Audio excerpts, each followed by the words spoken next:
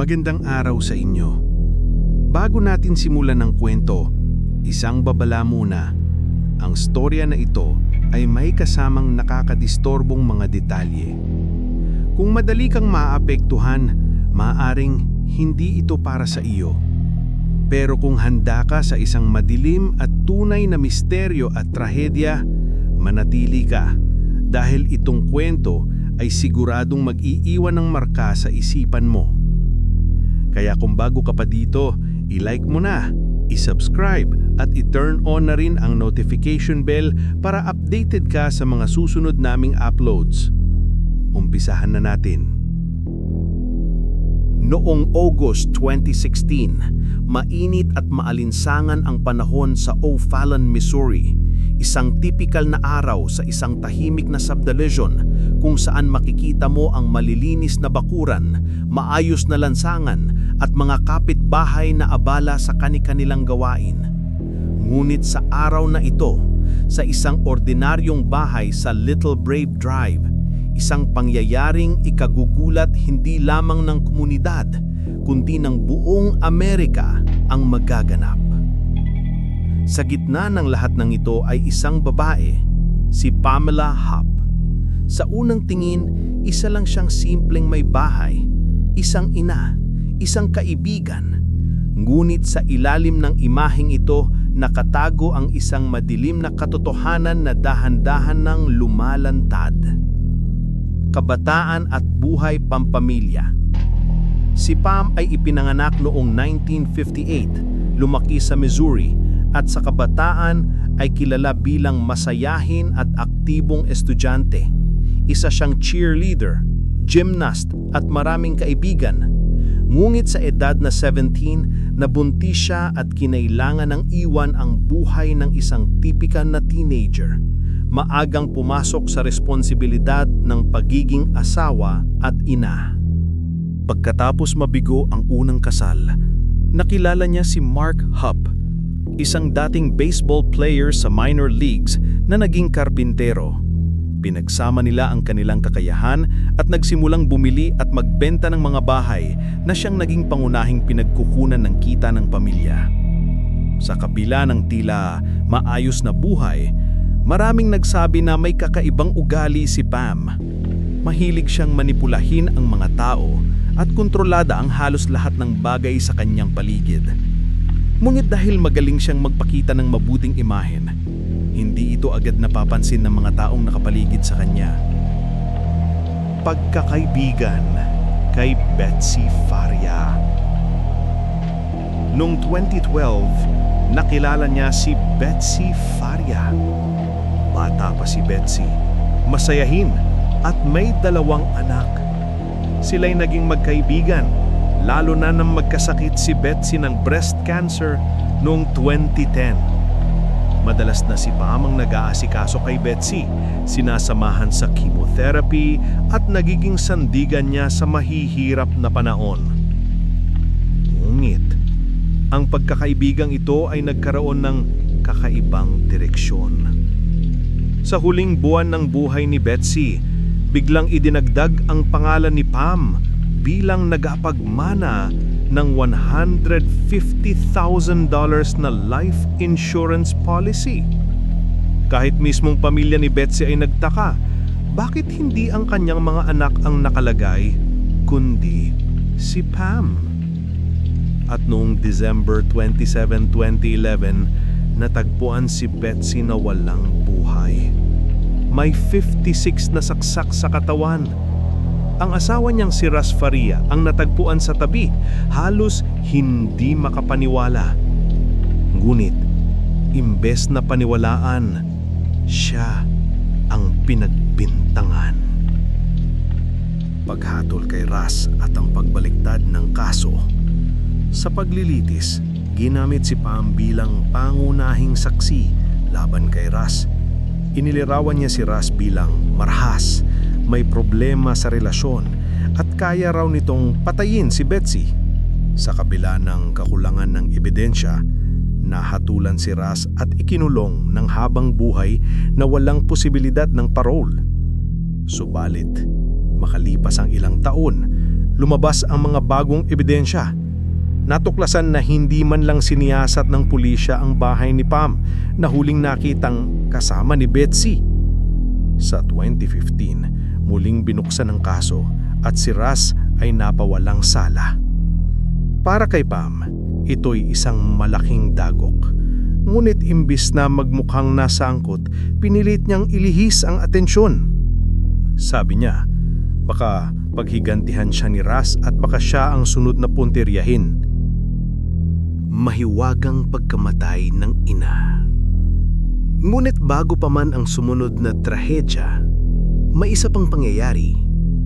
Noong 2013, 2 taon matapos ang pagkamatay ni Betsy, ang ina ni Pam na si Shirley Newman ay natagpo ang patay matapos mahulog mula sa balkonahe ng nursing home. Sa unay, itinuturing itong aksidente. Ngunit ang mga detalye ay kahina-hinala. May mataas na dosage ng sedatives sa kanyang katawan. Hindi malinaw kung paano siya nakalabas sa balkonahe. At si Pam ang huling taong nakitang kasama ng kanyang ina bago ito nangyari. Bagamat hindi napatunayan, marami ang nagdududa na may kinalaman din si Pam dito. Noong August 16, 2016, bandang hapon kakatapos lang ni Pam na mamalengke. Habang papasok siya ng bahay, bigla na lang may sumulpot na isang lalaki. May dalang kutsilyo, nakasombrero at may salamin. Ayon kay Pam, tinutukan siya nito at pinilit na dalhin siya sa bangko para kuhanin ang perang ninakaw daw niya kay Russ. Sa takot, tumakbo siya papasok ng bahay at mabilis na kinuha ang kanyang baril. Nang hahabulin siya ng lalaki, 5 beses siyang nagpaputok at doon natumba ang lalaki, patay sa sahig. Sino kaya ang lalaki? Nakilala ang lalaki bilang si Louis Gampenberger, 33 taong gulang, isang single father. Ngunit may malaking problema sa bersyon ni Pam. Si Louis ay may permanenteng brain injury dahil sa isang matinding car accident. Hindi siya makatakbo ng mabilis, hirap siyang magsalita at hindi kayang gumawa ng komplikadong plano. Kaya paano siya makakagawa ng attempted kidnapping at robbery? At bakit may dala siyang $900 cash at isang sulat sa papel na tila scripted na nagpapahiwatig na galing kay Russ ang utos? Ang paglutang ng katotohanan. Ilang araw matapos ang insidente, lumapit ang isang babae na si Carol Alford. Ayon sa kanya, ilang araw bago mamatay si Louis, may babaeng nagpakilanang producer ng Dateline NBC, isang sikat na investigative TV show, at inalok siya ng $1,000 para sa isang reenactment tungkol sa pangungutong at kidnapping. Nang makita ni Carol ang litrato ni Pam, agad niya itong itinuro bilang ang babaeng nag-alok sa kanya. Dito bumagsak ang kwento ni Pam. Lumabas na siya mismo ang nagplano, nagdala kay Louis sa kanyang bahay gamit ang pain na pera at pinatay siya para palabasin na si Russ ang mastermind. Ang paghuli kay Pam Hupp. Noong Agosto 23, 2016, inaresto si Pam at kinasuhan ng first-degree murder at armed criminal action.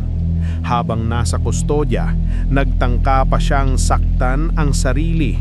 Sinubukan niyang hiwain ang kanyang leeg gamit ang ballpoint pen, ngunit hindi siya namatay at mas lalo lamang itong nagpatibay sa paniniwala ng publiko na desperado siya. Pag-amin at hatol. Noong 2019, pumayag si Pam sa isang plea deal. Inamin niya ang pagpatay kay Louis Gampenberger kapalit ng pag-alis ng death penalty. Dahil dito, siya ay hinatulan ng habang buhay na pagkabilanggo na walang posibilidad ng parole. Ngunit, hindi doon natapos ang lahat. Noong 2021, muling binuksan ang kaso ni Betsy Faria at ang pagkamatay ng ina ni Pam. At noong 2022, si Pam ay opisyal na kinasuhan ng murder ni Betsy Faria. Hanggang ngayon, siya ay nakakulong at hinihintay ang susunod na paglilitis. Ang kwento ni Pam Hap ay tila isang palabas na mahirap paniwalaan, isang kaibigan na dapat nagmamalasakit, isang anak na dapat nag-aalaga, isang kapitbahay na dapat maaasahan. Ngulit sa halip, siya'y naging mapanlinlang, mapanganib at walang habas na handang kumitil ng buhay para sa pera at sariling kapakanan. Ang kanyang kasong kriminal ay nagsilbing aral sa mga investigador, mga abogado at maging sa publiko. Ang mga taong mukhang ordinaryo minsan ay may tinatagong kasamaan na hindi agad nakikita. Mga kaibigan, lagi nating tandaan, ang kasinungalingan ay maaring tumagal ng ilang panahon, ngunit ang katotohanan ay laging lumalabas kahit gaano pa ito katagal ikubli. Kung nagustuhan mo ang kwento, huwag kalimutang i-like, i-subscribe at i-turn on ang notification bell para updated ka sa susunod naming mga true crime stories dito lang sa Larawan ng Misteryo. Maraming salamat sa pakikinig. Hanggang sa muli.